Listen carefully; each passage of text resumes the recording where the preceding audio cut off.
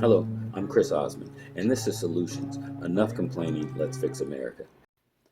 Today I want to talk about the idea that a nation is comprised of the citizens that make up that nation. A nation is a man-made construct, and it would not exist if not for the people of that nation all, or the majority of the people of that nation all coming together and agreeing that that nation exists. Everybody coming together and defining that nation and making that nation a substantive thing. Now, in America, what we have right now is a nation that is ruled or controlled by people, a minority of people who do not care about the majority of the citizens here. That is unsustainable, because as more and more people decide that America is not representative of them, their values, or even their survival, then they will turn against that nation. And that's kind of what we're seeing with these protests, these George Floyd protests. They're in part due to the brutality that is forced upon people of color and the citizens in general, but mainly on the people of color, with no justice being sought after the police commit acts of murder. Now, on top of that, or underlying all that police brutality, is the desire for the minority to maintain a status quo. They want to remain in power. They want to keep everybody in check. And that, what underlies that desire is their desire to maintain profits. So they're definitely putting profits over people. Think about it. Right now in America, the only truly represented demographic in this country are the rich, because the Democrats support policies and pass laws that benefit the rich, and they also pass laws that harm the poor, like Joe Biden's crime bill. It harmed a big section of this country, mainly black people and people of color, by causing more incarceration. And once you're incarcerated, you no longer fall under the protection of the 13th Amendment, because convicts do not get to enjoy the freedoms that were passed in the 13th Amendment. So, there are certain things in this nation that should be considered priority above all profits. First off, it should be the survivability of its citizens, because if too many people cannot survive and thrive in a country, then eventually that country becomes weakened to the point where it will dissolve, or it will be dissolved by some external forces. So the oath of our military is to protect against all threats, whether they be domestic or foreign. Right now, we have a domestic threat, and it's called the United States government, because they have chosen, during a pandemic, they've given us two choices: either go back to work and possibly catch COVID, and maybe you survive, but you might kill someone else, or you survive. Because personally, I know 5 people who have died from COVID. So for all those idiots who believe this is a hoax, who believe it will not have an impact on them, you might want to reconsider that, because maybe you won't get sick, especially if you're younger or in the mid-range, 18 to 34 or something like that. But maybe you will pass it on to someone who could get sick, a baby or an elderly person. Someone in your family could be impacted by your decision to go back to work. So that's choice number one. Go back to work, possibly catch COVID yourself, or give it to a family member, and possibly have to live with the survivor's guilt of having killed someone in your family. The other choice is to stay home and starve, because, as I've said, our government has chosen to protect the minority of this country as opposed to the majority of this country. And how they're doing that is they give the majority, a $1,200 check, as just a way to calm them down a little bit. But they give them a one-time check. Maybe if that had been a monthly thing, people would still be staying at home. They might be protesting the George Floyd murder, but it might not be to the extent that it is. And they might even have considered wearing masks, where in the majority of the marches and people out there, you see so many without masks.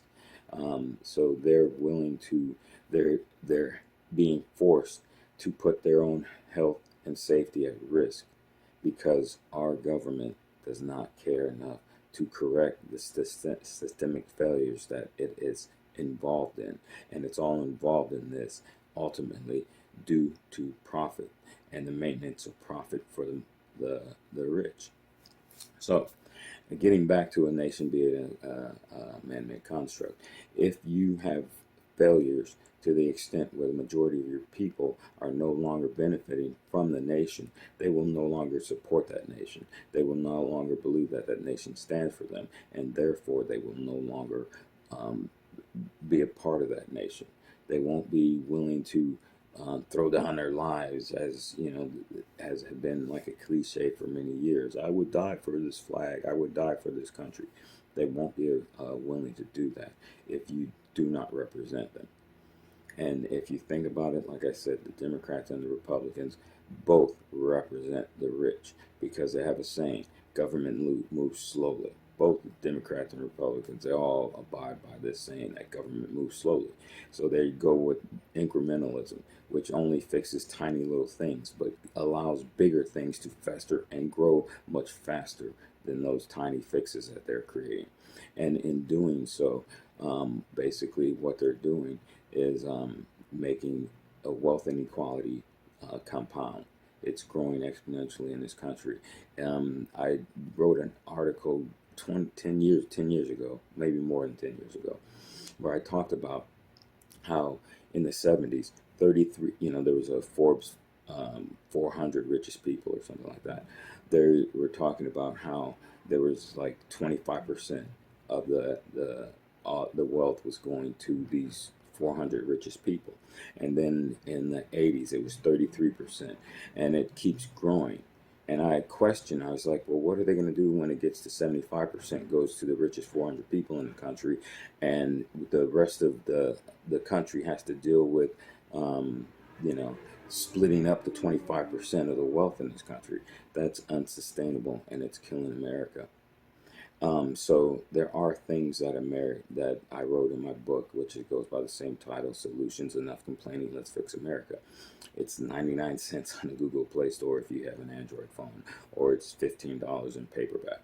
But one thing that I question, or one thing I point out, is that there are certain things that should not be private in a nation, unless you want to just privatize your own little nation. And those things are things like health. We should not have a health care system, because that's something that you need to survive. People need to survive, so they need to be healthy. Food should not be should not be built on profit. Education should not be built on profit. Incarceration should not be built on profit. Those are just a few of the things. And these things are based in the survivability of a nation. People need food to survive. They need clean water to survive. Transportation, in some cases, should not be as privatized as it is. Think about a system where mass transit is the choice of moving around the city you live in or around the country, instead of having to own an individual car. But all that's driven by profit, because the gas companies have some of the biggest lobbyists in Washington, D.C. So they're not going to want mass transit, because that would not only it would reduce the number of vehicles that they can sell, because you then have buses, you have trains, you have transportation systems that can carry a bunch of people at one time, as opposed to having individuals owning cars, where you see one person driving to work every day, or you see multiples of one person's driving to work every day. That's not sustainable, and it also causes a lot of more pollution if you have to have people driving in inefficient cars that poison the atmosphere. The only atmosphere, by the way, that we can live in. So you have things like that. You have the plastics being pushed by companies like Coca-Cola, because it's more profitable to do plastic bottles as opposed to the glass bottles. Glass bottles were recyclable. So those companies that made the glass bottles, they were making less money than were the plastics. So you have things that are immoral and unsustainable driving your society when you put profit above people. If you put people above profit, you have a better healthcare system. You have better healthcare outcomes. You have better food. You have better water. You have better everything, because the impetus is on making the people healthy and keeping them alive, not on making a few people profitable and letting everybody deal with the fallout that causes. So you can have a society that is sustainable. Join me again for another Solutions. Enough Complaining, Let's Fix America, where we will try to solve some of the biggest issues that America faces and the world.